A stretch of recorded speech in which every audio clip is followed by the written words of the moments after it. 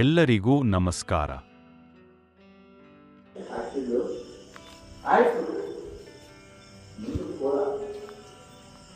ಉಪಯುಕ್ತ ಶಿಕ್ಷಿಸಿಕೊಂಡು ಹೋಗಿ ಮುಂದಿನ ಪ್ರಯಾಣ ಮಾಡಿದ. ಕೆಲವು ದಿನಗಳಾದ ತದನಂತರ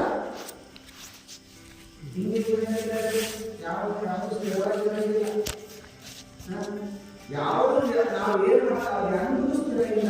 ನಮ್ಮದೇ ಒಂದು ದೇಹವೇ ಸ್ಥಿರ ಇಲ್ಲ ಅಂದಾಗ ಈ ದೇಹದ ಹೊರಗಿರುವ ಸಂಪತ್ತಿನ ಸ್ಥಿರವಾಗಿರುತ್ತದೆ. ಈ ದೇಹದ ಸ್ಥಿರವಾಗಿರಲು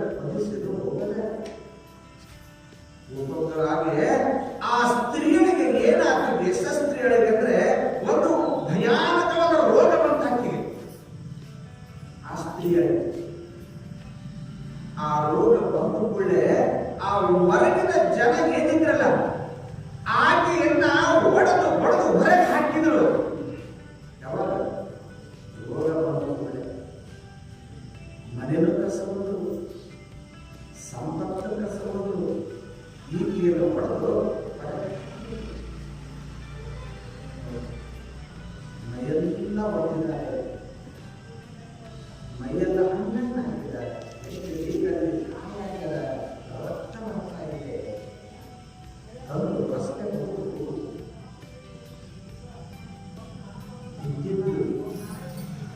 ಎಲ್ಲ ಜನ ಆಕೆ ನೋಡೋದು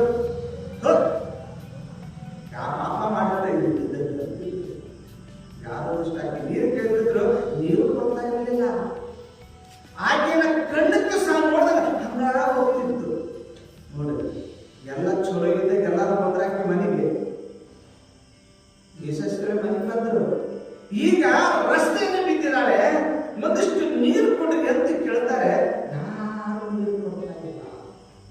ಮತ್ತು ಮನುಷ್ಯ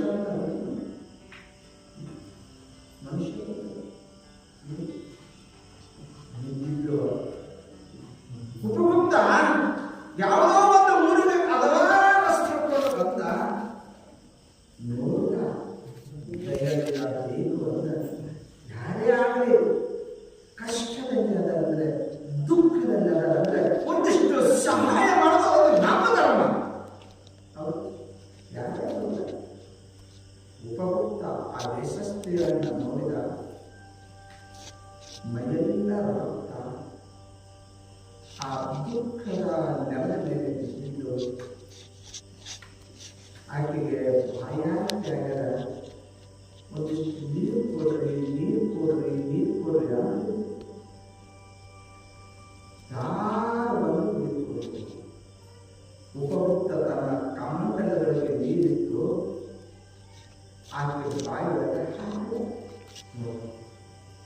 ಒಂದಿಷ್ಟು ನೀರು ಆಕೆ ಬಾಯಿ ಒಳಗೆ ಹಾಕಿದ ಕೂಡಲೇ ಆಕೆ ಒಂದು ಚೇತರಿಕೆ ಬಂತು, ಸ್ವಲ್ಪ ಮೈಯಲ್ಲಿ ಶಕ್ತಿ ಬಂತು.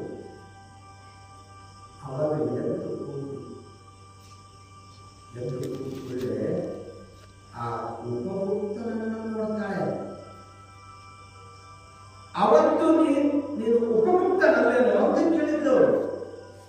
ಹೌದು, ಅವತ್ತು ನನ್ನಲ್ಲಿ ಸಂಪತ್ತಿತ್ತು, ದೊಡ್ಡ ಮನೆಗಿತ್ತು, ಎಲ್ಲ ಇತ್ತು.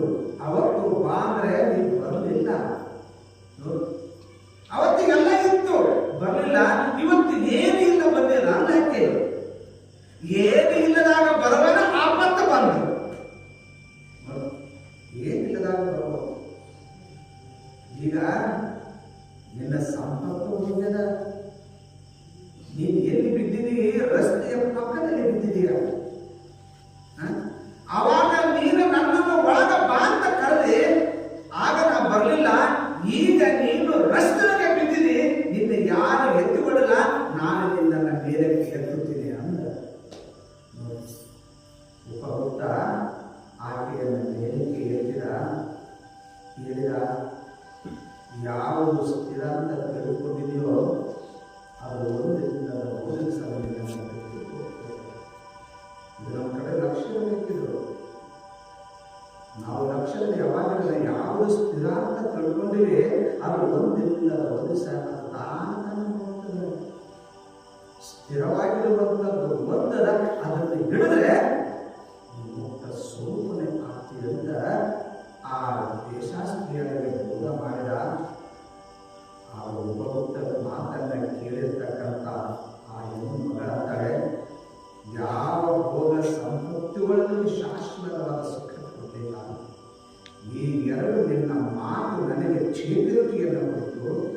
ಶಕ್ತಿಯನ್ನ ಕುರಿತು ನಾನು ಮಾಡಿದಂಥ ಪಾಪಗಳು ಬಹಳಷ್ಟು ಅದಾವು. ಆ ಪಾಪಗಳನ್ನು ಕಳೆದು ನನ್ನನ್ನು ಉದ್ಧಾರ ಮಾಡುವಂತೆ ತಿಳಿದುಕೊಂಡರು. ಆ ಒಬ್ಬ ನಿನ್ನ ಪಾಪಗಳೆಲ್ಲ ಕಳೆದು ನಿನ್ನನ್ನು ಉದ್ಧಾರ ಮಾಡ್ತೀನಿ ಅಂತ ತಿಳ್ಕೊಂಡು ಆಕೆಗೆ ಮುಂದೆ ಉಪದೇಶವನ್ನು ಕೊಟ್ಟು ಆಕೆಗೆ ಒಂದು ಬುದ್ಧನ ಶರಣನಾಗಿ ಎಂಥ ಪಾಪಗಳು ಮಾಡಿರ್ತಕ್ಕಂಥ ಹೆಣ್ಣು ಮಗಳು ಗುರು ಆಕೆಯನ್ನು ಕೈ ಹಿಡಿದ ಉದ್ಧಾರ ಮಾಡಿದ ಆಕೆ ಒಬ್ಬ ಮಹಾಶಯನಾಗಿ ಹೋದಂತೆ ಹೇಳಲಿಕ್ಕೆ ಕಾರಣ ಏನಂದ್ರೆ ಆಪತ್ತು ಕಾಲದಲ್ಲಿ ದುಃಖದಲ್ಲಿ ಇದ್ದಾಗ ಬಂದು ನಮ್ಮನ್ನು ಯಾರು ಇರಲಿಕ್ಕೆ ಎಪ್ಪಿಸ್ತಾರಲ್ಲ ಅವ್ರಿಗೇನನ್ಬೇಕು ಅವರೇ ಬಿದ್ದು ತೋಡು ಹೋಗೋದಲ್ಲ, ಬಿದ್ದವರನ್ನ ಎಬ್ಬಿಸ್ಬೇಕು ಅಂತ ಎಬ್ಬಿಸ್ಕೊಂಡವರ ಇನ್ನೊಂದು ದೃಷ್ಟಾಂತ ಕೊಡ್ತೀನಿ. ಒಬ್ಬ ಪಾಪಿಯಾಗಿರ್ತಕ್ಕಂಥವನು ಅನೇಕ ಪಾಪಗಳನ್ನು ಮಾಡತಕ್ಕಂಥವನು. ಅಂಥವನನ್ನು ನೋಡಿ ಜನ ದೂರ ಸರಿದಿದ್ದಾರೆ. ಅಂಥ ಸಮಯದೊಳಗೆ ಆ ಊರೊಳಗ ಹೀಗೆ ಪ್ರವಚನ ನಡೆದಿತ್ತು.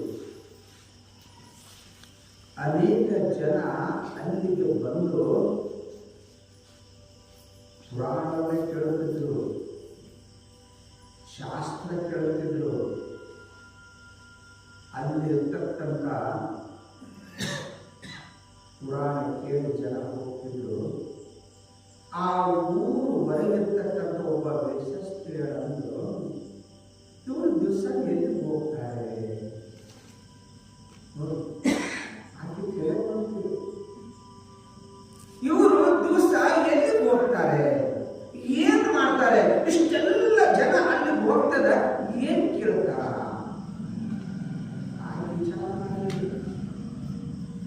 ಬಹಳ ದಿವಸ ನೋಡ್ತಾ ಇದ್ರು.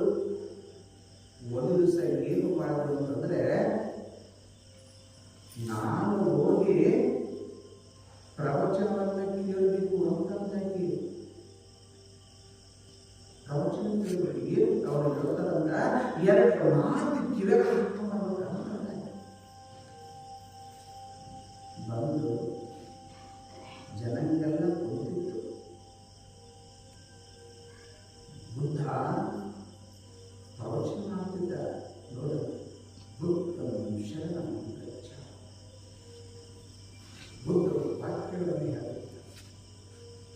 ಆ ಬುದ್ಧನ ಒಂದೊಂದು ವಾಕ್ಯಗಳು ಅಂತಃಕರಣದಲ್ಲಿ ಇಳಿದಾಗ ಅವರು ಪರಿಶುದ್ಧ.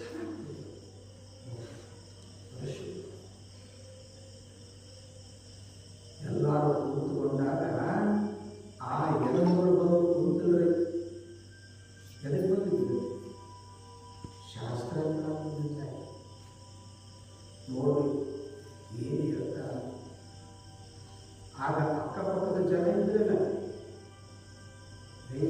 ಇಲ್ಲಿ ಯಾಕೆ ಬಂದು ಕೂತಿ ಎಲ್ಲರೂ ನಾಲ್ಕು ನೋಡ್ಬೇಕಾದ್ರೆ ಒಂದಿಷ್ಟು ಏನಾದ್ರು ಜಗತ್ತನ್ನೆಲ್ಲ ಬಂದು ಆ ಕಡೆ ಹೋಗ್ಬಿಡೋದು ದೃಷ್ಟಿ ಇಲ್ಲಿರೋದಿಲ್ಲ. ಯಾಕಂದ್ರೆ ಆ ಮನುಷ್ಯನ ಸ್ವಭಾವ ಹಂಗ.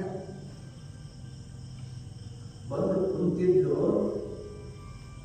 ಪ್ರವಚನ ಕೇಳಬೇಕು ಅಂತ ಆ ಕೇಳುವಂತ ಸಮಯದಲ್ಲಿ ಇವರೆಲ್ಲ ದೃಷ್ಟಿ ಅಲ್ಲಿ ಬಿತ್ತು.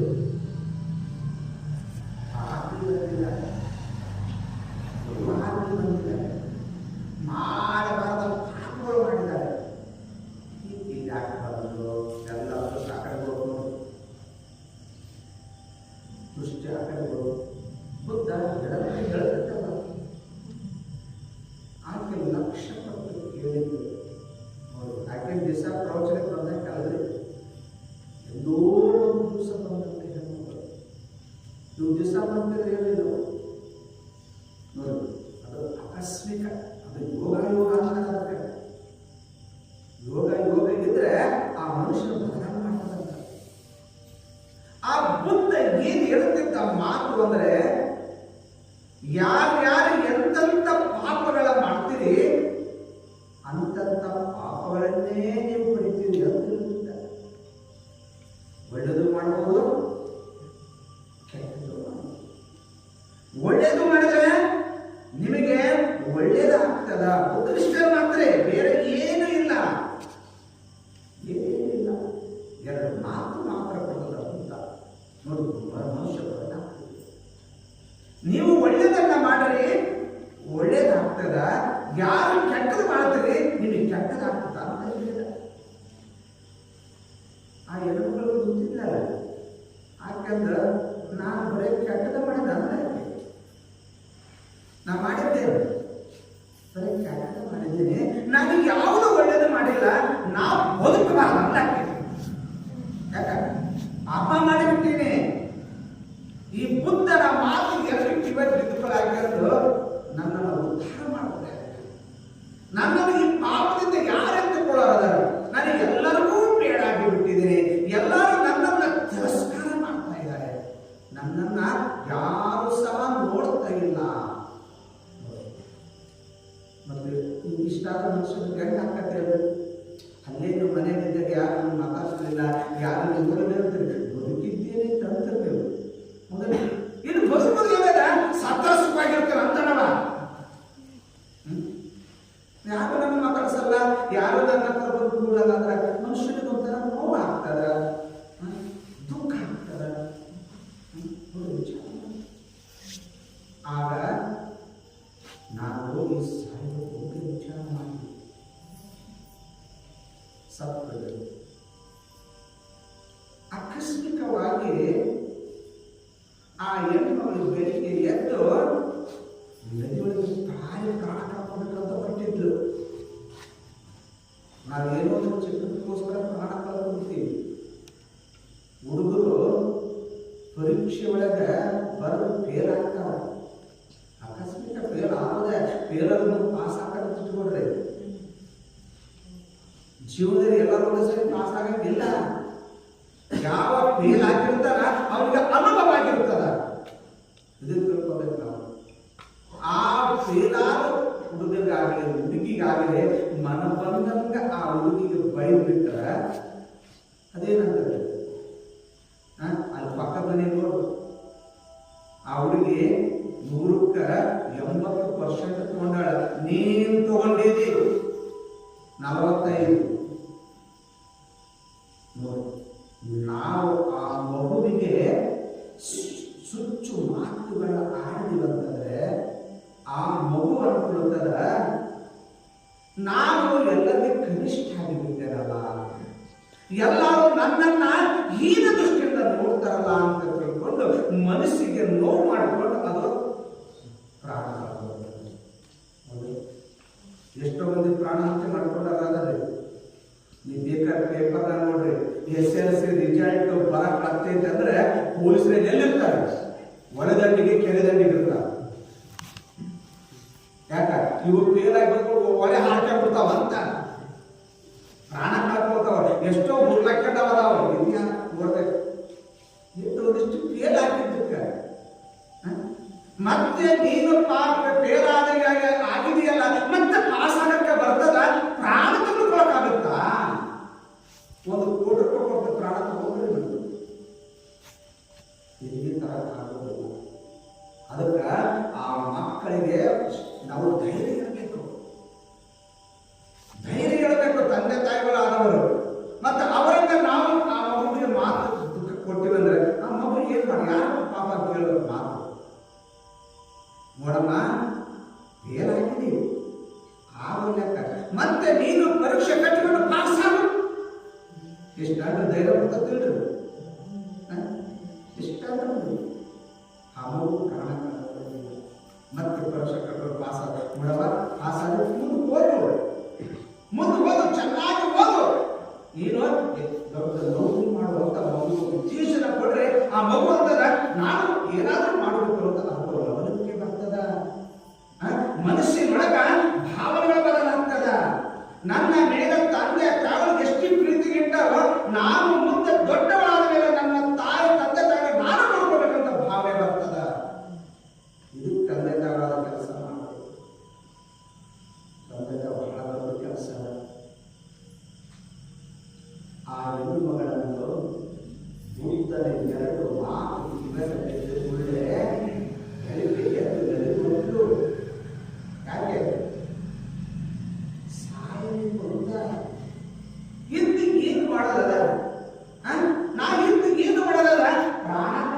ಹೋದ ಮಕ್ಕಳು ಬುದ್ಧ ಅಲ್ಲಿ ಸ್ನಾನ ಮಾಡಕತ್ತಿದ್ದ.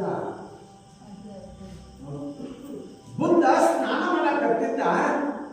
ಈ ಹೆಣ್ಮಕ್ಳು ಬಂದ ಒಳಗ ಹಾರಬೇಕನ್ನೋದ್ರೊಳಗ ಬುದ್ಧ ನೋಡಿದ. ಯಾಕೆ ರಾತ್ರಿ ತಿಳಿದಿದ್ದಾಕೆನ್ನ, ಯಾಕೆ ಮಾತು ಎಲ್ಲರೂ ಗೊತ್ತಿರ್ತದ. ಆಗ ನದಿಯಲ್ಲಿ ಬೆಳಿಲಿಕ್ಕೆ ಹೋದಂತ ಸಮಯದೊಳಗೆ ಬುದ್ಧ ಕೈ ಹಿಡಿದ. ಅಮ್ಮ, ನೀನು ಪ್ರಾಣ ಕಳ್ಕೊಳ್ಳಕ್ಕೆ ಬಂದಿದ್ದೀವಿ. ಏನು ಪ್ರಾಣ ಕಳ್ಕೊಂಡು ಏನು ಸಾಧನ ಮಾಡಿದೆ ನೋಡಿ ಕೇಳ್ತಾನೆ. ಪ್ರಾಣ ಕಳ್ಕೊಂಡ್ರ ಏನಾದ್ರೂ ಸಾಧನ ಮಾಡಕ್ ಹೋಗ್ತದ? ನೀ ಮಾಡಿದ ಪಾಪ ಹೋಗ್ತದ? ಎಂಥ ಕೆಲಸ ಮಾಡ್ತಾ ಇದ್ದೇನೆ ಅಂತ. ಯಾಕೆಂದ್ರೆ ನನಗೆ ಯಾರು ಇಲ್ಲ. ನಾನು ಎದುರಿಗೆ ಬಂದ್ರೆ ನನ್ನನ್ನು ನೋಡಿ ದೂರ ಜನ ಸರಿತಾರೆ. ನನ್ನನ್ನು ಎರಡು ಒಳ್ಳೆ ಮಾತುಗಳನ್ನು ಮಾತಾಡಿಸೋರು ಯಾರು ಇಲ್ಲ. ಇನ್ನು ನಾನು ಬದುಕಿರೋದು ಯಾತಕ್ಕೆ? ಯಾತಕ್ಕೋಸ್ಕರ ಬದುಕಬೇಕು?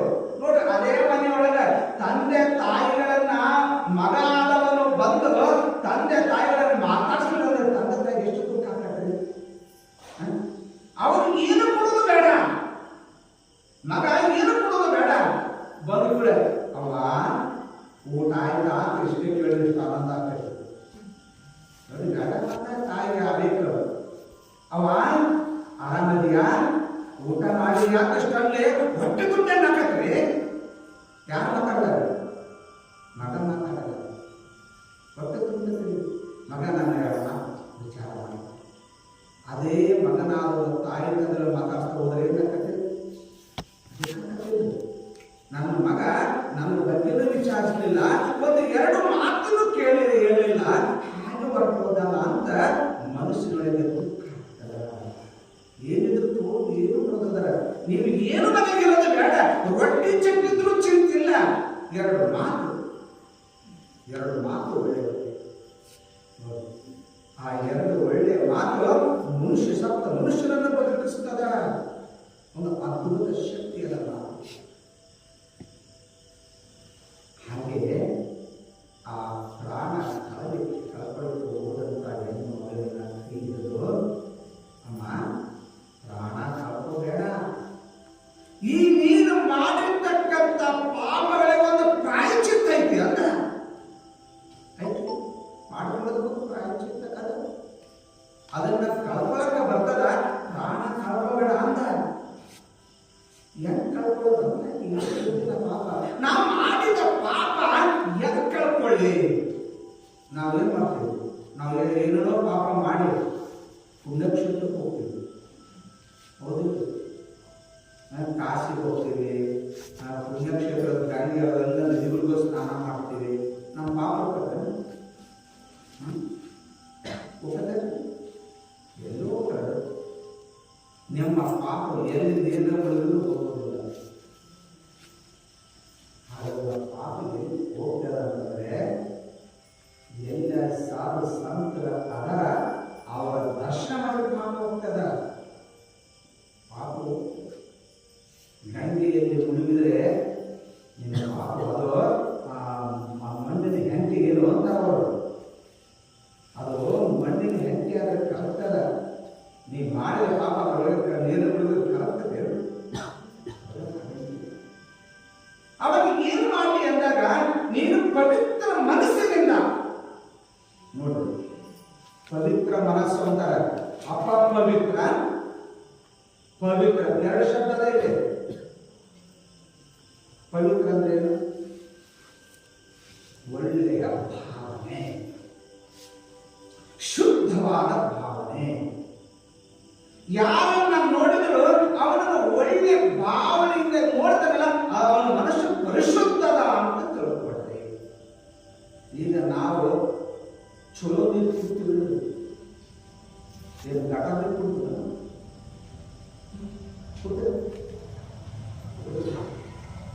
ನಾವು ಹೊರಗಿಂದ ನೋಡೋ ಚಲೋ ಉಣ್ತೀವಿ, ಮಾರ್ಕೆಟ್ ಹೋದ್ರೆ ಚಲೋ ಕಾಯಿಪಲ್ಯ ತಗೊಂಡ್ರೆ ಕೆಟ್ಟಗಾರ ತರ್ತೀರಿ. ಇವತ್ತು ಪಾರ್ಶ್ವದ ಶಾಂತಿ ತಾಮರೆಲ್ಲ ಹೋಗಿದ್ರು ಶಾಂತಿ, ನಾವು ಬರ್ತಾ ಇದ್ದು ಹೋದ ಶಾಂತಿ ಬಹಳ ಮಂದಿ ಹೋಗಿದ್ರು. ಸಂತೆ ಒಳಗ ಯಾರಾದ್ರೂ ಕೆಟ್ಟ ತಗೊಂಡ್ ಬಂದ್ರೆ ಏನು ನೋಡೋಣ, ರೊಕ್ಕ ಕೊಟ್ಟರು ಚಿಂತೆಲ್ಲ ಚಲೋದ ತಗೊಂಡು ಬಂದು ಚಲೋ ಅಡಿಗೆ ಮಾಡ್ಕೊಂಡು ಉಣ್ತೀವಂದ್ರೆ ಹೊರಗಿದು ಚಲೋ ನೋಡಿ ತಗೊಳ್ತೀರಿ, ಮತ್ತು ಮನಸ್ಸಾಗ ಚಲೋ ಇಟ್ಟುಕೊಳ್ಳೋದಿಲ್ಲ. ಮತ್ತು ಇದಕ್ಕೆ ಬೇರೆ ಚಲೋ ಬಟ್ಟೆ ಉಟ್ಕೊತೀರಿ, ಈ ಶರೀರಕ್ಕೆ ಚಲೋ ಚಲೋ ಶಾಂಪು ಪೌಡರ್ ಹಚ್ತೀರಿ, ಮತ್ತು ಮನಸ್ಸಾಗ ಸುದ್ದಿ ಕೆಟ್ಟ ಯೋಚನೆ, ಕೆಟ್ಟ ಭಾವನೆಗಳು, ಮತ್ತು ಇವೆಲ್ಲ ಇಟ್ಕೊಂಡಿದ್ರೆ ಪರಮಾತ್ಮ ಪರಿಶುದ್ಧ ಭಾವನೆಗೆ ಪರಮಾತ್ಮ ನಾವು ಪರಿಶುದ್ಧ ನೀನು ಏನನ್ನ ನೋಡುತ್ತೀಯೋ ನಿನ್ನ ಭಾವನೆ ಪರಿಶುದ್ಧವಾಗಿದ್ರೆ ಅದೆಲ್ಲವೂ ಪರಿಶುದ್ಧವಾಗಿ ಕಾಣುತ್ತೆ. ಹೌದು, ನಿನ್ನ ಭಾವನೆಗಳು ಶುದ್ಧಬೇಕು. ನಿನ್ನ ಭಾವನೆಗಳು ಕೆಟ್ಟ ಬಿದ್ದು ಅಂದ್ರೆ ಅದೆಲ್ಲವೂ ಕೆಟ್ಟದಾಗಿ ಕಾಣುತ್ತೆ, ಕೆಟ್ಟದಾಗಿ. ಮತ್ತೆ ನಮ್ಮ ಭಾವನೆಗಳಾಗಿರಬೇಕು ಪರಿಶುದ್ಧವಾಗಿ. ನಾವು ಮನೆಯಿಂದ ಬರುವಾಗ ಸ್ನಾನ ಮಾಡಿಕೊಂಡು ಒಳ್ಳೆ ಬಟ್ಟೆ ಹಾಕಿಕೊಂಡು ಗುಡಿಗೆ ಬರ್ತೀವಿ. ನೀವು ಬಟ್ಟೆ ಕೇಳಿ ಬರ್ತೀವಿ ಏನಪ್ಪ ಬಟ್ಟೆ ಕೇಳ್ತೀವಿ ಹೆಂಗ್ರೆ ನೀವು ಬಟ್ಟೆ ಕೇಳಿದ್ರೆ ಏನು ಅನಿಸ್ತಾರೆ? ಹೆಂಗೆ ಹೊರಗಿನ ಬಟ್ಟೆಗಳನ್ನ ಸ್ನಾನ ಮಾಡಿಕೊಂಡು ಹೆಂಗೆ ಪರಿಶುದ್ಧರಾಗಿ ಬರ್ತಾರೋ ಹಂಗ ಮನಸ್ಸನ್ನ ಯಾವಾಗಲೂ ಪರಿಶುದ್ಧವಾಗಿ ಇಟ್ಟುಕೊಳ್ಳಿ. ಇಷ್ಟೇ. ಕೆಟ್ಟ ಯೋಚನೆಗಳಿಂದ ದೂರ ಇದೆ, ಒಳ್ಳೆ ಯೋಚನೆಗಳನ್ನ ಸದಾ ಮಾಡುತ್ತೆ. ಮನಸ್ಸಾಗಿರ್ತದೆ, ಪ್ರಶಾಂತವಾಗಿರುತ್ತೆ. ಬುದ್ಧ ಹೇಳ್ತಾರೆ, ಬುದ್ಧ ನೀನು ಪ್ರಶಾಂತವಾಗಿರ್ಬೇಕಾದ್ರೆ, ನೀನು ಶುದ್ಧವಾಗಿರ್ಬೇಕಾಗಿತ್ತಂದ್ರೆ ನಿನ್ನ ಮನಸ್ಸನ್ನ ಪರಿಶುದ್ಧವಾಗಿಟ್ಟುಕೋ. ಮನಸ್ಸೆಲ್ಲಿದೆ? ಎಲ್ಲಿದೆ ಮನಸ್ಸು? ಹೊರಗೆ ಒಳಗೆ ನೋಡಿದ್ರೆ ಮನಸ್ಸು ಮನಸ್ಸ ಐತೆ ಅಂತ ಗೊತ್ತೈತಿ. ಹೌದಾ? ಆ ಮನಸ್ಸು ಎಲ್ಲಿದೆ? ಯಾರ ಪ್ರತ್ಯಕ್ಷ ಇಲ್ಲ. ಎಲ್ಲಿ ಹೇಳ್ಬೇಕು ನೀವು? ಮನಸ್ಸು, ಬುದ್ಧಿ, ಚಿತ್ತ, ಅಹಂಕಾರ ಇವೇನದಾವ? 4 ಅದಾವ. ಮನಸ್ಸು, ಬುದ್ಧಿ, ಇನ್ನೇನು ಅವ್ರು ಹೇಳ್ತಾರೆ, ಹೇಳಿ ಚಿತ್ತ, ಅಹಂಕಾರ. ಮನಸ್ಸು, ಬುದ್ಧಿ, ಚಿತ್ತ, ಅಹಂಕಾರ. ಮನಸ್ಸು, ಬುದ್ಧಿ, ಚಿತ್ತ, ಅಹಂಕಾರ. ನೀವು ಬೇಕಾದ್ರೆ ಶಾಸ್ತ್ರ ಹೇಳ್ತೀವಿ, ಇವು 4 ಕೆಳಗೆ. ಮನಸ್ಸು ಎಲ್ಲಿದೆ ಅಂದ್ರೆ ಅಂತಃಕರಣದಲ್ಲ. ಹೌದಾ? ಇವು ಹೊರಗಿಲ್ರಿ, ಒಳಗಿದ್ದಷ್ಟು ಕೆಲಸ ಮಾಡಕ್ಕವು, ಹೊರಗಿದ್ದಷ್ಟು ಕೆಲಸ ಮಾಡ್ಕೊಂಡ್ರೆ ಅವು ಒಳಗ ಅಂತಃಕರಣದಲ್ಲ. ಅದಕ್ಕೆ ಅಂತಃಕರಣ ಚತುಷ್ಟಯಗಳು ಅಂತ ಬೇಕಾ. ಇಂದ್ರಿಯಗಳನ್ನ ಹೊರಗಿಟ್ಟುಬಿಟ್ಟ ಭಗವಂತ. ಈ ಇಂದ್ರಿಯಗಳನ್ನ ಹೊರಗಿಟ್ಟಾಗ ಅಂತಃಕರಣವನ್ನು ಒಳಗಿಟ್ಟ. ಮುಂದೆ ವರ್ಷಕ್ಕಲ್ಲ ಎಷ್ಟು ಕೆಲಸ ಮಾಡ್ತಾವ್ರಿ ಇವರು ಒಳಗೆ ಕುತ್ಕೊಂಡು. ಈ ಮನಸ್ಸು ಅಂತಃಕರಣ ಒಳಗಿಟ್ಟಾನ, ಇಂದ್ರಿಯಗಳನ್ನ ಹೊರಗಿಟ್ಟಾನ. ಯಾವಾಗ ಮನಸ್ಸು ಇಂದ್ರಿಯ ಎರಡು ಜೊತೆ ಬೆರ್ಕೊಂಡು ಅವಾಗ ಶುರುವಾಗ್ತದೆ ವ್ಯವಹಾರ. ಇಲ್ಲದ ವ್ಯವಹಾರನೇ ಆಗಂಗಿಲ್ಲ. ಮನಸ್ಸು ಇಳಿದ್ರೆ ಅಲ್ಲಿ ವ್ಯವಹಾರ ನಡೆಯಂಗಿಲ್ಲ. ಬರೀ ಇಂದ್ರಿಯಗಳಿದ್ರೆ ವ್ಯವಹಾರ ನಡೆಯಂಗಿಲ್ಲ. ಮನಸ್ಸು ಮತ್ತು ಇಂದ್ರಿಯಗಳ ಜೊತೆ ಕೂಡ್ಬೇಕಂತೆ, ಅವಾಗ ವ್ಯವಹಾರ ನಡೆಯುತ್ತೆ. ಈ ಕನ್ನಡಿ ನೋಡಿದಿಲ್ಲ, ನೋಡಿದ್ರೆ ಕನ್ನಡಿ ಪ್ರತಿಯೊಬ್ಬರ ಮನೆ ಕನ್ನಡಿ ಐತಿ. ಆ ಕನ್ನಡಿಗೆ ಏನು ನೋಡ್ಕೊತೀರಿ? ಏನು ನೋಡ್ಕೊತೀರಿ? ನಾಚ್ಕೋಬೇಡ್ರಿ. ನಾಚ್ಕೊಂಡಿದ್ದು ಏನಿಲ್ಲ, ಇದ್ದದ್ದೆಲ್ಲ ತಿಳ್ಕೊಳ್ಳೋದು ಆಟ. ಕನ್ನಡಿ ಒಳಗ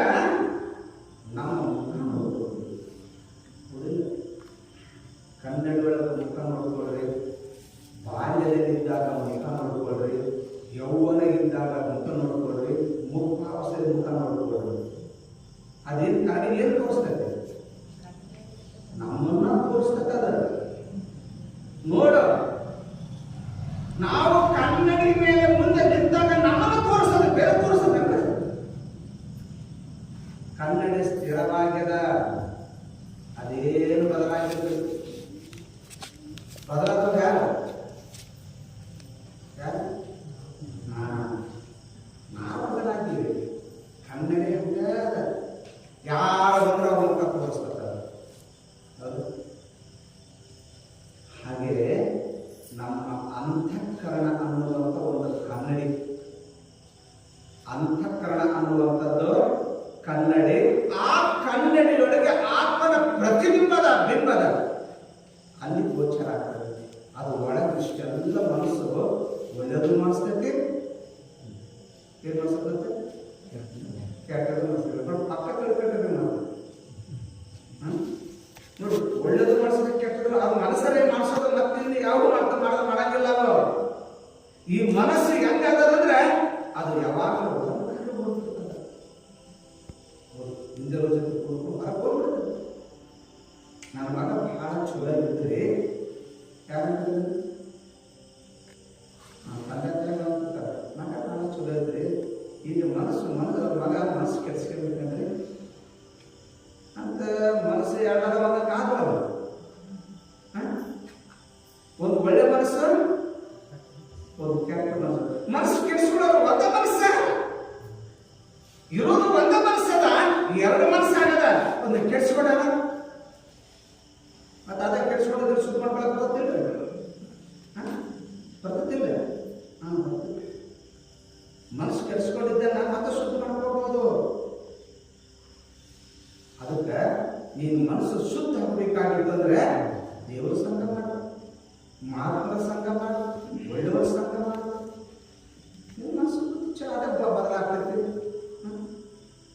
ಆ ಹೆಣ್ಣು ಮಗಳು ಏನಿದ್ದಲ್ಲ, ನಿನಗೆ ಪ್ರಾಯಚಿತ್ತದ ಪಾಪಕ್ಕೆ ಒಂದು ಪ್ರಾಯಚಿತ್ತದ, ಆ ಪಾಪ ಕಳ್ಕೊಳಕ್ಕೆ ಮತ್ತೆ ಬರ್ತದ ಅಂದ. ಹಾಗಾದ್ರೆ ಯಾಕೆ ಕಳ್ಕೊಳ್ಳಿ? ಓ, ಆ ಗಂಗಾ ನದಿ ಒಳಗೆ ಪರಿಶುದ್ಧವಾಗಿ ಮುಳುಗು. ನಿನ್ನ ಮನಸ್ಸಿನಲ್ಲಿ ಯಾವುದು ಕೆಟ್ಟದಿರಬಾರದು. ಏನಿರಬಾರದು? ಕೆಟ್ಟ ಭಾವನೆ ಇರಬಾರದು. ಅದೆಲ್ಲವನ್ನ ತೆಗೆದು ಹಾಕಿ ಪರಿಶುದ್ಧ ಭಾವನೆಯಿಂದ ಮುಳುಗು. ಎಲ್ಲಿ ನೀವೆಲ್ಲಿ ಗಂಗಾ ನದಿಯಲ್ಲಿ ಮುಳುಗಿದ್ರು ಅಷ್ಟೇ, ಮನೆಯೊಳಗೆ ನೀರದಲ್ಲ ಅಲ್ಲಿ ಹಾಕೊಂಡ್ರು ಅಷ್ಟು ಶುದ್ಧ ಆಗ್ತೀರಿ. ಮತ್ತೆ ಯಾಕಂದ್ರೆ ಪವಿತ್ರವಾದ ಮನಸ್ಸು ಏನು ಅಲ್ಲಷ್ಟು ಆಗಂಗಿಲ್ಲ. ನೀವು ಬೆಳಗ್ಗೆ ಎದ್ದು ಪರಿಶುದ್ಧವಾದ ಮನಸ್ಸಿನಿಂದ ಭಗವಂತನನ್ನು ಸ್ಮರಣೆ ಮಾಡ್ಕೊಂಡು ಸ್ನಾನ ಮಾಡಿ ನೀವು ಪರಿಶುದ್ಧರಾಗ್ತೀರಿ. ಇಷ್ಟೇ, ಎಲ್ಲಿ ಹೋದ್ರು ಇಷ್ಟೇ. ನನ್ನ ಮನಸ್ಸು ಶುದ್ಧ ಇಟ್ಕೊಳ್ಳಿ. ಮನಸ್ಸು ಕೆಡಿಸ್ಕೋಬಾರ್ದು, ಬುದ್ಧಿ ಕೆಡಿಸ್ಕೋಬಾರ್ದು. ನೀವು ಒಂದು ಮಾತು ಹೇಳ್ತೀರಿ, ಕೆಲವು ಮಂದಿ ಮನಸ್ಸು ಕೆಡಿಸ್ಕೋತಾರೆ, ಬುದ್ಧಿ ಕೆಡಿಸ್ಕೊಂತಾರೆ. ಹೌದಿಲ್ಲ? ಈಗ ಯಾರು ಕೆಡಿಸ್ಕೋತಾರೆ? ಈ ಮನಸ್ಸನ್ನ ಕೆಡಿಸ್ಕೋಗಾದ್ರೆ ಬುದ್ಧಿ ಈ ಬುದ್ಧಿ ಕೆಟ್ಟ ಹೋದ್ರೆ ಹುಚ್ಚ ಅಂತಾರೆ. ಹೌದಲ್ಲ? ಏನಂತಾರೆ? ಆಫ್ ಆಗೈತೆ. ಏನಂತಾರೆ? ತಲೆ ಆಫ್ ಆಗೈತೆ. ಎದಕ್ಕೆ ಆಫ್ ಆಗೈತಿ? ತಲೆ ಯಾಕೆ ಆಗೈತೆ? ತಲೆ ಇದ್ದಂಗೆ ಅದ. ತಲೆಯಲ್ಲಿ ಕೆಟ್ಟಿಲ್ಲ, ತಲೆ ಒಳ್ಳೆದ ವಿಚಾರವೇ ಕೆಟ್ಟವ. ಇಷ್ಟೇ. ಅವು ಯಾವ್ದಾದಕ್ಕೆ ಕೆಟ್ಟನ ಅವಾಗ ಗೊತ್ತಿರ್ತೈತಿ. ಒಂದು ಹಣಕ್ಕಾಗಿ, ಒಂದು ಹೆಣ್ಣಿಗಾಗಿ, ಒಂದು ಮಣ್ಣಿಗಾಗಿ ಹುಚ್ಚಾಗ್ಯಾರ್ರಿ ಜಗತ್ತಿನ ಜನ. ಇದಕ್ಕೆ ಮೂರು ಹುಚ್ಚಾಗಿ ತಿರ್ಗಾಕತ್ತಾವ. ಎದಕ್ಕಾಗ್ಯಾರ? ಇಲ್ರಿ, ಮೊನ್ನೆ ಅವ್ರು ಏನು ಕಳ್ಕೊಂಡಿದ್ರು ಸತ್ಲು, ಅದಕ್ಕೆ ಹುಚ್ಚಾಗ್ಯಾರ್ರಿ. ಆದ್ರೆ ಗಂಡಸರು ಏನು ಹುಚ್ಚಾಗತ್ತಿಲ್ರಿ. ನೋಡಿ, ವಿಚಾರ ಮಾಡ್ರಿ. ಆಕೆ ಗೊತ್ತದ ನಾವು ಹುಚ್ಚಾದ್ರೆ ನಾನು ಯಾರು ನೋಡೋಣ. ನೋಡಿ, ಬಾಳೆ ಮಕ್ಕಳು ಹುಚ್ಚರಾಗೋದಿಲ್ಲ, ಗಂಡ ಮಕ್ಕಳು ಹುಚ್ಚರಾಗ್ತಾರೆ. ತೆರಿಕಿಸ್ಕೊಂಡಿರ್ತಾರೆ ಇವರು. ಈ ಕೆಲವೊಂದು ನೋಡ್ರಿ, ಒಂದು ಹುಡುಗ ಹೆಣ್ಣನ್ನ ಪ್ರೀತಿಸಿರ್ತಾನೆ, ಆ ಹುಡುಗಿ ಗಂಡನ ಪ್ರೀತಿಸ ಹೆಣ್ಮಕ್ಳು ತಲೆ ಕೆಡಿಸ್ಕೊಳ್ಳಲ್ಲ. ಇವನು ಏನ್ ಪ್ರೀತಿಸ ಅವ್ನು ತಲೆ ಕೆಡಿಸ್ಕೊಂಡು ಹುಚ್ಚಾಗಿರ್ತಾನೆ. ಎಂತಂದ್ರ ಲೋಕದಾಗ ಹುಚ್ಚರು ಎಲ್ಲಾರು ಹುಚ್ಚರ. ಏಕೆ ಸತ್ರ ಹುಚ್ಚಾಕಾಗ್ತೀವೋ ತಮ್ಮ? ಅವ್ರು ಬಂದಿದ್ರು, ಅವ್ರು ಹೋದ್ರು, ನೀವು ಹುಚ್ಚಾಗಬೇಡ, ನಿಚ್ಚಳ ಆಗು.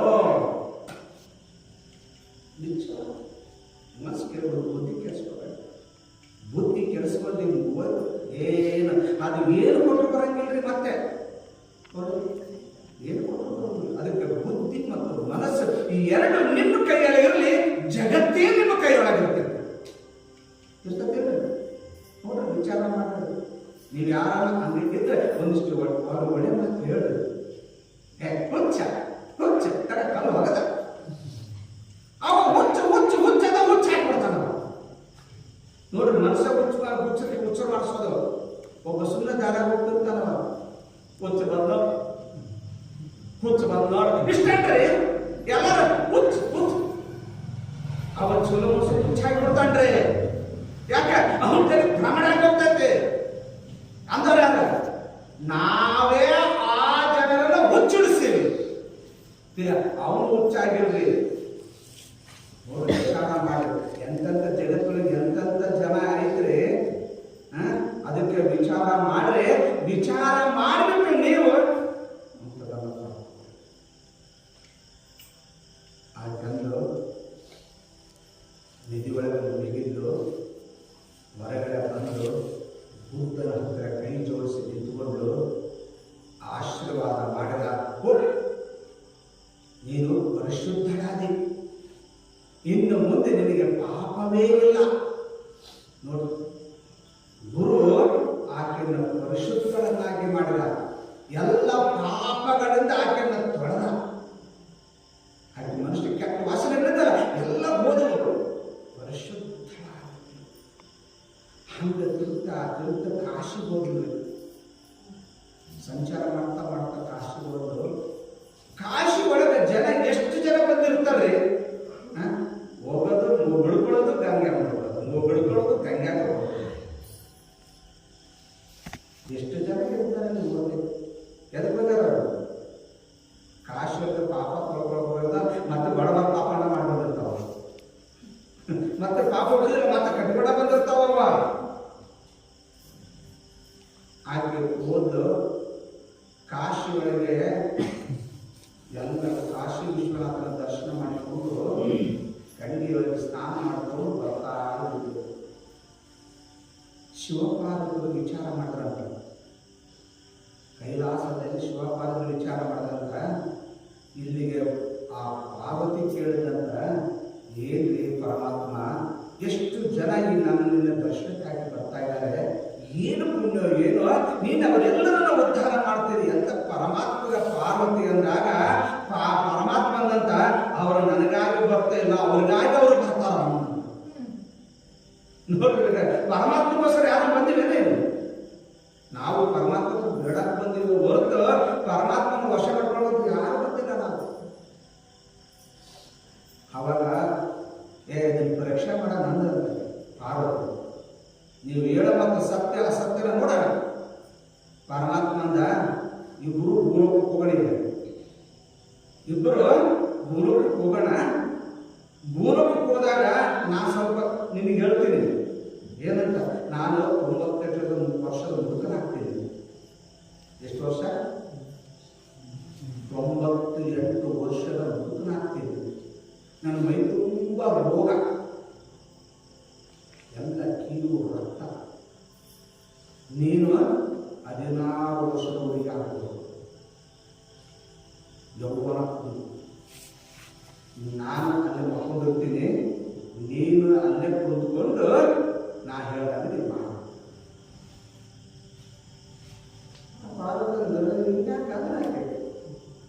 ಇದೇ ವಿಚಾರ ಅಲ್ಲ, ಪರೀಕ್ಷೆ ಮಾಡ್ಬೇಕಲ್ಲ. ಈಗ ಸುಮ್ಮನೆ ಜನ ಬರ್ತಾರಂತ ತಿಳ್ಕೊಂಡು ಅವರು ನಿಜವಾದ ಭಕ್ತರು ಅಲ್ಲ, ನಿಜವಾದ ಭಕ್ತರು ತೋರಿಸ್ತಾರೆ. ಅಂದ್ರೆ ನಿಜವಾದ ಭಕ್ತರು ಯಾರು? ಪಾರ್ವತಿ ಅಂದ್ರೆ ಆಗದ ಆಯ್ತು, ಏನಾಗಲಿ ಅಂತ ತಿಳ್ಕೊಂಡು ಬಂದರು. 98 ವರ್ಷದ ಮುದುಕನಾದ ಭಗವಂತ ಮೈ ತುಂಬ ರೋಗ, ಹೀಗೂ ರಕ್ತ ಸುರಿದಿತ್ತು. ಅಲ್ಲೇ ಗುಡಿಯ ಮುಂದೆ ಮಲಗಿದ ಪರಮಾತ್ಮ. ಅಲ್ಲೇ ಕುರಿತು ಪಾರ್ವತಿ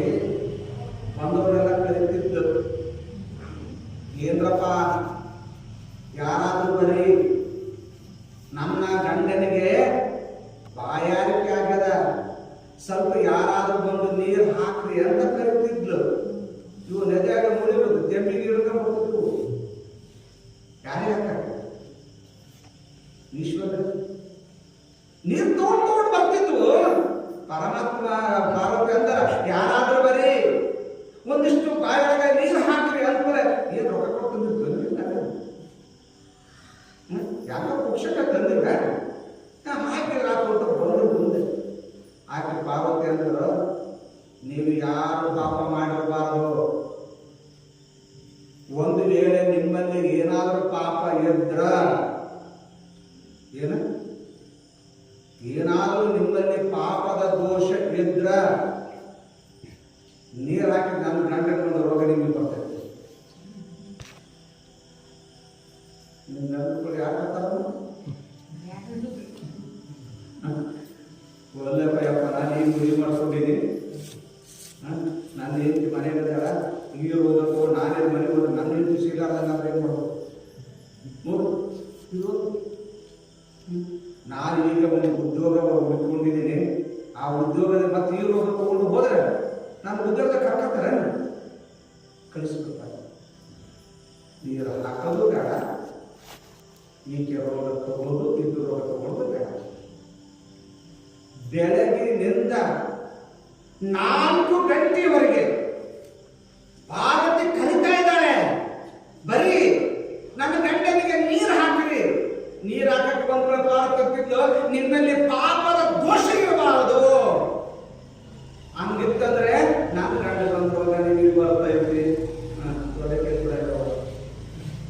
ನೀನು ನೀರು ಹಾಕೋದು ಬೇಡ, ನೀನು ಆರೋಗ್ಯ ತಗೊಳ್ಳೋದು ಬೇಡ. ಕೊನೆಗೆ ಏನು ಈ ಪಾಪ ಮಾಡಿದ ಹೆಣ್ಣುಗಳು ಬಂದ ಕೂಡಲೇ ನೀರು ತಗೊಂಡು ಹೊಂಟಿದ್ದು, ಏನಮ್ಮ ನೀನಾದರೂ ಬಂದು ನನ್ನ ಗಂಡನಿಗೆ ಬಾಯಾರಿಕೆ ಆಗದ ನೀರು ಹಾಕಂದು ಅವತ್ತಂದ ಹಾಕ್ತೀನಿ ಬಿಡ. ನಮ್ಮದೊಂದು ಕರಾರದ ನನ್ನ ಗಂಡನಿಗೆ ಇಂತಿಂತ ಪಾಪಗಳಿಂದ ಮುಂದೆ ರೋಗ ಬಂದದ, ನೀನು ಒಂದು ವೇಳೆ ನೀನು ಪಾಪ ಮಾಡಿದ್ದೆ ಆದ್ರೆ ಈ ರೋಗ ನಿನಗೆ ಬರ್ತದ. ಯಾಕಂದ್ರೆ ನನಗೆ ಯಾವ ರೋಗ ಇಲ್ಲ ಅಂತ ನಿಶ್ಚಲವಾದ ಮನಸ್ಸು, ನನ್ನಲ್ಲಿ ಯಾವುದ ಪಾಪದ ದೋಷವೂ ಇಲ್ಲ, ನಾನೀಗ ಪರಿಶುದ್ಧರಾಗಿದ್ದೇನೆ. ಯಾಕ ಗುರು ಮುಟ್ಟಿ ನನ್ನನ್ನು ಎಲ್ಲ ಪಾಪಗಳನ್ನು ತೊಳೆದಿದ್ದಾನೆ, ಪರಿಶುದ್ಧರನ್ನಾಗಿ ಮಾಡಿದ್ದಾನೆ. ಈಗ ನನ್ನ ಹತ್ರ ಯಾವ ದೋಷಗಳು ಇಲ್ಲ, ಆದ್ರೆ ಆ ರೋಗ ನನಗೆ ಬಂದರೂ ಚಿಂತಿಲ್ಲ, ನಾನು ನೀರು ಹಾಕ್ತೇನೆ. ನಾನು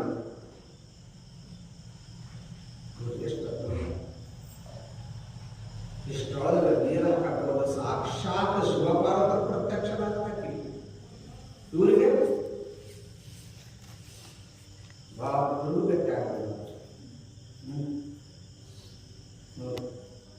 ಭಗವಂತ ಹಿಂದೆ ಪರೀಕ್ಷೆ ಮಾಡ್ತಾನಂತ ನಮ್ಮನ್ನ ಆಲೋಚನೆ ಕೊಡುವುದಿಲ್ಲ. ಇವರ ಮನಸ್ಸು ಹೇಗಿದೆ, ಇವರ ಮನಸ್ಸು ಪರಿಶುದ್ಧವಾಗಿದೆಯೋ ಅಥವಾ ಪಾಪದಿಂದ ಕೂಡಿಕೊಂಡಿದೆಯೋ ಇದನ್ನ ವಿಚಾರ ಮಾಡಿ. ಪಾಪದ ರಹಿತನಾಗಿದ್ದಂತಂದ್ರೆ ಪ್ರತ್ಯಕ್ಷ ಭಗವಂತ ನಮಗೆ ದರ್ಶನ ಕೊಡ್ತಾನೆ. ಇಬ್ಬರು ಪ್ರತ್ಯಕ್ಷರಾದರು. ಆ ಪಾರ್ವತಿ ಪರಮೇಶ್ವರಿ ಕೈ ಮುಗಿದು, ಅಮ್ಮ ನಾನು ಎಷ್ಟೋ ಪಾಪಗಳು ಮಾಡಿದ್ದೆ, ಆ ಎಲ್ಲ ಪಾಪಗಳಿಂದ ನನ್ನ ಗುರು ಬಂದರಿಂದ ಮುಕ್ತವನ್ನಾಗಿ ಮಾಡಿ ಹೋಗಿ ನಿನಗೆ ಭಗವಂತನ ದರ್ಶನ ಆಗ್ತದೆ ಅಂತ ಹೇಳಿ ಕಳಿಸಿದ.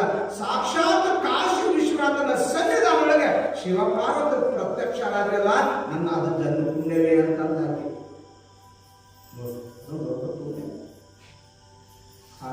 ಹೇಳಿದರು. ನಾನು ಇಂಥ ಒಂದು ಪುಣ್ಯದ ಕಾರ್ಯ ಮಾಡಿ ಇವತ್ತು ಆ ಪುಣ್ಯವನ್ನು ಪಡ್ಕೊಂಡೆ.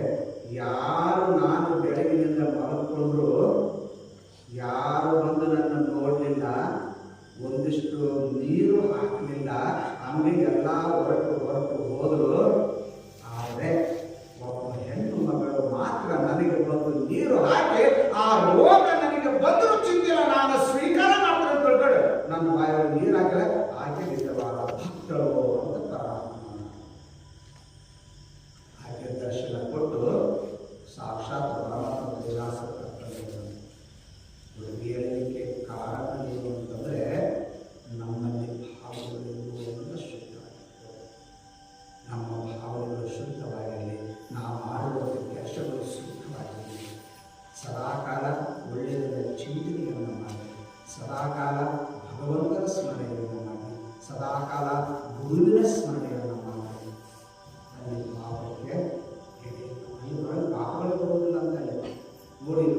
ಕುಂತಿದ್ರಿ.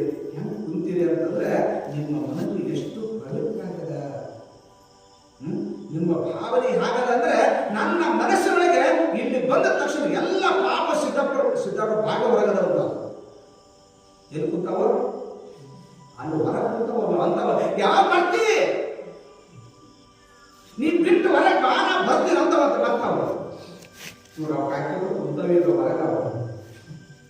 ಎಲ್ಲ ಪಾಪಗಳು ಹೊರಗೆ ಯಾಕಂದ್ರೆ ಗುರುಗಳ ಸನ್ನಿಧಾನಕ್ಕೆ ಬರಂಗಿಲ್ಲ ಅವೆಲ್ಲ ಬಿಟ್ಕೊಂಡ್ಬಿಟ್ಟಾವ. ಈಗ ನೀವು ಯಾವಾಗ ಪ್ರಸಾದ ತಗೊಂಡು ಹೊರ ಹೋಗ್ತೀರಿ ಬರೀ ನಿಮ್ಮ ಮನಸ್ಸು ಕೆಡಿಸ್ತಾವ ಅಂತಾವ. ಎಷ್ಟು ಕೆಲಸ. ಅದಕ್ಕೆ ನೀವು ಹೊರಗೆ ಹೋದ್ರು ಒಳ್ಳೆ ಭಾವನೆಯಿಂದ ರವಂತಂತೆ ನೀವು ದೊಡ್ಡವರಿದ್ದೀರಪ್ಪ ಯಪ್ಪ, ನಿಮ್ಮ ಹತ್ರ ನಾವು ಬರೋದಿಲ್ಲ, ನಾವು ಹಂಗೆ ಹೊರಟು ಹೋಗ್ಬಿಡ್ತೀವಿ ಅಂತ. ಅದಕ್ಕೆ ನಮ್ಮ ಮನಸ್ಸು ಪರಿಶುದ್ಧವಾಗಿ ಇಟ್ಟುಕೊಳ್ಳಿ.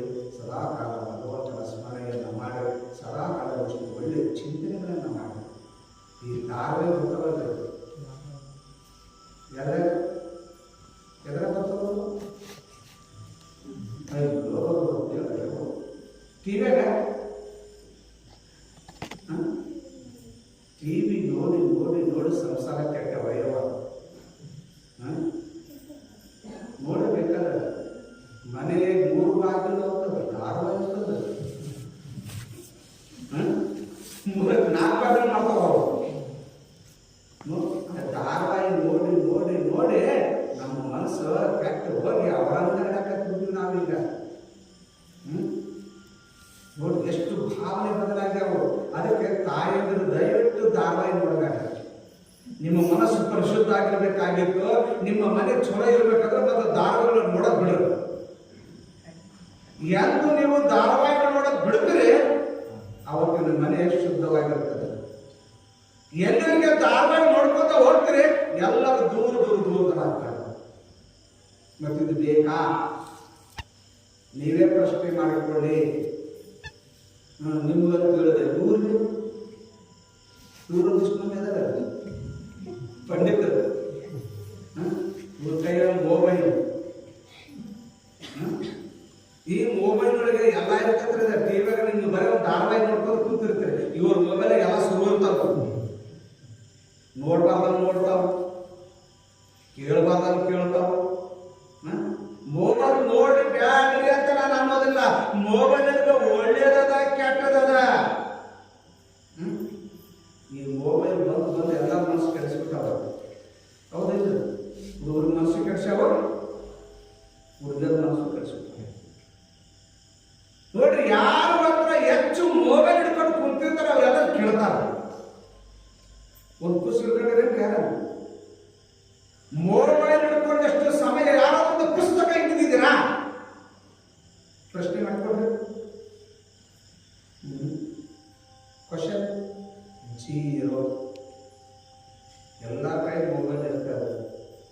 ಅದಕ್ಕೆ ವಿವೇಕಾನಂದ ಮಾತಾಡ್ತಾರೆ, ಯಾರ ಕೈಯಲ್ಲಿ ಪುಸ್ತಕ ಇದೆಯೋ ಅದು ನಿಮ್ಮನ್ನು ಮನೆ ತಲೆ ಭಾಗಿಸ್ತದ. ಪುಸ್ತಕ ಯಾರ ಕೈಯಲ್ಲಿ ಆ ಪುಸ್ತಕ ಅದ ತಲೆ ಬಾಗಿಸಿ ನಿಮ್ಮನ್ನು ಮತ್ತೆ ತಲೆ ಎತ್ತುವಂತೆ ಮಾಡುವಂಥದ್ದು ಯಾವುದು? ಪುಸ್ತಕ. ಪುಸ್ತಕ ಎಲ್ಲ ಕೈ ಪುಸ್ತಕ. ಒಂದು ಒಳ್ಳೆಯ ಪುಸ್ತಕ ಅಂದ್ಕೊಳ್ಳೆ, ಯಾರ್ಯಾರ ಪುಸ್ತಕ ಮತ್ತೆ ನನ್ನ ಪುಸ್ತಕ ಕೇಳಿದ್ರೆ ಒಂದು ಶರಣರ ಪುಸ್ತಕ, ಸಂತ ಶರಣರ ಪುಸ್ತಕಗಳನ್ನು ಇಟ್ಟುಕೊಂಡು. ಈ ಮೊಬೈಲ್ ಏನು ಮಾಡ್ತದ ಅಂದ್ರೆ ತಲೆ ಎತ್ತುವನ್ನ ತಲೆ ಭಾಗಿಸುತ್ತದ. ಯಾರು ಬಂದ್ರೆ ಮನೆ ಹೆಣ್ಮಗಳು ಅಡಿಗೆ ಮಾಡ್ಯಾರ, ಅಡಿಗೆ ಮಾಡಿ ಊಟ ಮಾಡ್ತಾರೆ. ಒಂದು ಕೈಯಾಗ ಮೊಬೈಲ್ ಹಿಡ್ದಾಳ, ಎಲ್ಲಿ ಹಿಡ್ದಾಳ? ಒಂದು ಮೊಬೈಲ್ ಹಿಡಿದು ನೋಡ್ದಾಳ, ಒಂದು ಗಂಗಾಡಿ ಇಟ್ಕೊಂಡಾಗಿದ್ದೆ, ಒಂದ್ ಕಡೆಗೆ ಅನ್ನ, ಒಂದಿಷ್ಟು ಸಾರು ಎಲ್ಲ ಇಟ್ಕೊಂಡಿದ್ದಾಳ. ಮೊಬೈಲ್ ನೋಡ್ಕೊಂತ ಆಕೆ ಗಂಡ ಬಂದ, ಆ ಮೊಬೈಲ್ ಮುಗಿಬಿಟ್ಟಾಳ ಆಕೆ. ಯಾರು ಬಂದ್ರದ್ದು ಖಬರ್ರಿ ಬೇಕಾದ್ರೆ ನೋಡ್ರಿ, ಅದ್ರಲ್ಲಿ ಮುಳುಗ್ಬಿಟ್ಟು ಸರ್ಕಾರ ಯಾರು ಬಂದ್ರೆ ಯಾರು ಬಿಟ್ರೆ ಇಲ್ಲಿ ವರ್ಷ ಗೊತ್ತಾಗ್ತಾನೆ ತಲೆ ಎತ್ತಾಗಿಲ್ಲ. ಅವ ಬಂದ ನೋಡಿದ ಮೊಬೈಲ್ ಕಟ್ಟಿದ್ದಿಂದ ಅಡಿಗೆ ಮುಂದೆ ಇಟ್ಕೊಂಡಿದ್ದ ಗಂಗ ಇಟ್ಕೊಂಡಿದ್ದ ಅವಾಗ ಪಸಕ್ನ ಗಂಗ ತಗೊಂಡ್ರವ ಏನ್ ತಾಟ ಇಟ್ಕೊಂಡಿದ್ದಲ್ಲ ಅವ್ನು ಪುಟ್ಟ ಮುಟ್ಟ ನೋಡ್ತಿದ್ಲ ಬಡ ಬಡ ಚಮಚ ತಾಂಡ ಅಲ್ಲೇ ಹಾಕೊಂಡ ಬಡ ಇದು ರಾಕ್ಷಸ ತಿಂದ ಏನು ತಿಂದಿರೋ ಏನು ತಿನ್ನೋದಕ್ಕೆ ಕಬಲ ನಾಳೆ ಆಗ ತಿನ್ಬಿಡದ ಲಕ್ಷ್ಯ ಎಲ್ಲೈತೆ ಮೊಬೈಲ್ ಆನಂದ ಬಂದು ನೆಲದ ಹೂವೆಲ್ಲ ಹಾಕಿ ತಿನ್ನೋದಕ್ಕೆ ಹಾಗೆ ನೋಡ್ತಾಳೆ ನಿನ್ನ ಲಕ್ಷ್ಯ ಎಲ್ಲೇ ಅದ ಮೊಬೈಲ್ ಮೇಲೆ ಐತಿ ಹೊರತು ನೀನು ಉಂಡುವಂತ ಅನ್ನದ ಮೇಲೆ ಇಲ್ಲ. ಅದಕ್ಕೆ ನಮ್ಮ ಮನಸ್ಸು ಕೆಟ್ಟ ನಮ್ಮ ಮನಸ್ಸು ಕೆಟ್ಟದ್ದು ಅದರ ಮೇಲೆ ಹೋಗೈತಿ. ಅದಕ್ಕೆ ನಾವು ಉಣ್ಣುವಂತ ಅನ್ನ ಪರಿಶುದ್ಧ ಮನಸ್ಸಿನಿಂದ ಉಣ್ಬೇಕಂತ ಅದನ್ನು ಪ್ರಸಾದ ಅಂತಾರೆ. ಅದಕ್ಕೆ ನಾವು ಪ್ರಸಾದವನ್ನ ಪರಿಶುದ್ಧವಾದ ಮನಸ್ಸಿನಿಂದ ಊಟ ಮಾಡಿದ್ರೆ ನಮ್ಮ ಮನಸ್ಸು ಪರಿಶುದ್ಧವಾಗಿರ್ತದೆ. ನಮ್ಮ ಮನಸ್ಸು ಅದರ ಊಟ ಮಾಡಿ ನೋಡ್ರಿ ಮನಸ್ಸು ಕೆಟ್ಟ. ಹೀಗಾಗಿ ನಮಗೆ ನಾನಾ ತರಹದ ಚಿಂತೆಗಳು ಕಾಡ್ತವೆ. ಇವು ಪ್ರಭಾವ ಆಗಿತ್ತು ಅಂದ್ರೆ ನಾವು ಪ್ರಶಾಂತ. ನಿಮಗೆ ಏನಾದರೂ ದುಃಖ ಬಂದಾಗ ಒಂದು 10 ನಿಮಿಷ ಪ್ರಶಾಂತ ವಾತಾವರಣ ಕೊಡು. ಅಲ್ಲಿ ಯಾರಿರುವಾಗ ಅಥವಾ ನಿಮ್ಮ ಮನೆಯೊಳಗೆ ದೇವ್ರ ಕೋಣೆ ಅಂತ ಅದಾವಲ್ರಿ, ದೇವ್ರ ಕೋಣೆಗಳು ಒಂದು ಸಣ್ಣ ಕಟ್ಟಿರ್ತೇವೆ. ನಿಮಗೆ ಬೆಡ್ರೂಮ್ ದೊಡ್ಡದು ಬೇಕು, ಮಲ್ಕೊಳಕ ಕುಂದ್ರಾಕ ದೊಡ್ಡ ಬೇಕು, ಪರಮಾತ್ಮನ ಗಿರಕ ದುಲಿಟ ಎಲ್ಲಿ ಮೂಲೆ ನೋಡಿ. ಪರಮಾತ್ಮ ಎಲ್ಲಿ ಕೂರಿಸೋದು ಮೂಲೆ ಕೂರಿಸ್ಬಿಟ್ರಿ ನಾವು. ನೀನು ಇಲ್ಲೇ ಕೊಡು ಇಟ್ಟಾಗ ನಿಮಗೆ ಏನಾದರೂ ಮನುಷ್ಯಕ್ಕೆ ಬಂದ್ರೆ ಎಲ್ಲ ನಿರ್ವಲ್ಯಾಗ ಒಂದಿಷ್ಟು ಕುಂತ್ಕೊಂಡು ಪರಮಾತ್ಮ ಹತ್ರ ಕಣ್ಣು ಮುಚ್ಕೊಂಡು ಧ್ಯಾನ ಮಾಡಿ. ಇದೊಂದು ಒಳ್ಳೆಯ ನಿಮಗೆ ಮತ್ತೆ ಶಕ್ತಿ ಬರುತ್ತೆ. ಒಂದು ಟಾಣಿಕ್ ತಗೊಳ್ಳೋಷ್ಟು ಶಕ್ತಿ ನಿಮಗೆ ಮತ್ತೆ ಬರುತ್ತೆ. ಮತ್ತೆ ಮನಸ್ಸು ಪ್ರಶಾಂತ ಆಗುತ್ತೆ. ಬಂದು ಮತ್ತೆ ನೀವು ಕೆಲಸ ಅದಕ್ಕೋಸ್ಕರವಾಗಿ ಇವತ್ತು ಹೇಳಲಿಕ್ಕೆ ಕಾರಣ ಅಂದರೆ ಬುದ್ಧ ಒಂದೊಂದು ಮಾತುಗಳನ್ನು ಮಾತುಕತೆ ಅವರು ಬುದ್ಧನ ಬಾಯಿಂದ ರಕ್ತದ ಮಾತುಗಳು ಅಂತ ಕರೀತಾರೆ. ಅವರು ಇಲ್ಲಿ ಯಾರನ್ನ ಬೈಯುವುದು ಅಲ್ಲ, ಯಾರನ್ನ ಹೀಯಾಳಿಸುವುದಲ್ಲ, ಜನರನ್ನ ಉದ್ಧಾರ ಮಾಡುವಂತ ಮಾತುಗಳೇ ಅವರ ಮಾತು.